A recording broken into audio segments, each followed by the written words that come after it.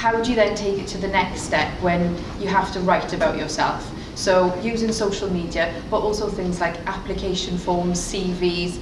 I can see a few people going, what do I write? And you've got your LinkedIn profile, which you can fill in some of the questions, but even then it's like, what do I put in those sections? Okay, so we're going to look at demonstrating your employability.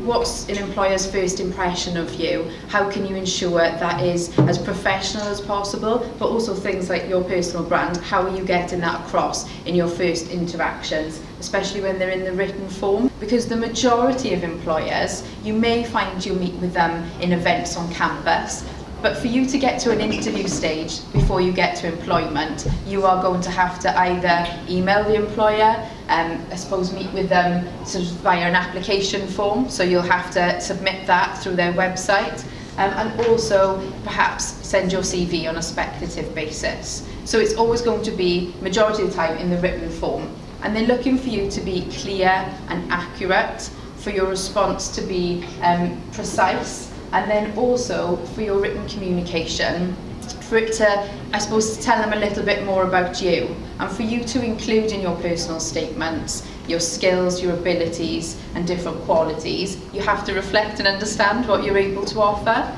and that's not always an easy thing to do. But it can really increase your chance of the recruitment process, understanding your brand and what you have to offer online. The next step in terms of employability is the application and CV. So it's what the content you use to describe, and that will get you hopefully to the interview stage. That's the normal process in terms of employment. Sometimes you might find that casual work is picked up through having a network and discussing it with people, through finding jobs posted and advertised elsewhere, but by and large your graduate employment will go through this process. So we're going to focus on what you can include in your applications and CVs today. And in order to understand and have some content on that, what I find is really useful is if you spend some time reflecting on what you have to offer, which links really nicely to what Simeon's covered, which is, who are you as a person? How would you describe yourself? So you know who you are and you're able to describe yourself, but how do you evidence it? Because by evidencing it, it'll enhance your ability to move through to the interview stage and be shortlisted for positions.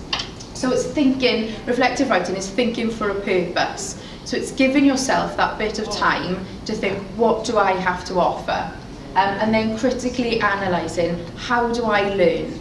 How am I able to say to an employer, this is what I've done, this is what I've learned from that experience, and this is what now I can offer you as prospective employee. And it's understanding that. Here's some ideas on positive language. So when you're describing what you've done, it's important to market yourself. And Simeon mentioned that's quite challenging to say, well, this is who I am and this is what I'm good at and what I've done. But it's really important in CVs, application forms and interviews that you do that, because it's your opportunity to market yourself to an employer. They don't know you and they don't know what you've done. So here are some examples, and as I said, they'll be sent out to you, but I've achieved this, I've collaborated with others. Those are the type of things we'd suggest that you include. Tips on professional writing. So proofread, I know that might seem like quite a basic, but literally just before I came to this session, I sent an email to a student and I thought, I've sent it to myself, because I was rushing what I was doing. So it's so easy to make grammatical errors, or to maybe not send information to who you intended it to. But I would say check your spelling and grammar, have someone else proofread if it's not maybe one of your strengths. Review the tone and quality of your emails. This is really important when using mobile devices. So previously to this role, I've worked in a recruitment role in HR, and we'd have a lot of applications where the quality of the application was good, but the initial email that we had was maybe written in text language, or it was really informal with no contact details, or not really covering all of the questions that we had asked them. So it's really important. It's different when you're emailing your friends or family from your mobile device. Think of yourself again in that employability mindset. And sometimes I think, oh, should I include that? Is it quite obvious? But then as a recruiter, when you receive lots of emails like that, you think, yeah, if it just helps one person to write their email professionally to an employer, then I'd rather have mentioned it. Keep it simple. So when you're writing personal statements, it's not like an academic essay. They're not looking for you to include theory. They're looking for it to be simple language and for you to just focus on the question that they're asking you. Reflect, so think about some of your experiences and also think about what the best example is. So I just asked you today to choose one. A good thing following today would be to look at the activities that you carried out and maybe think, okay, what's the best type of examples that I can use? And use positive language. So be proud of what you've achieved and communicate that to an employer.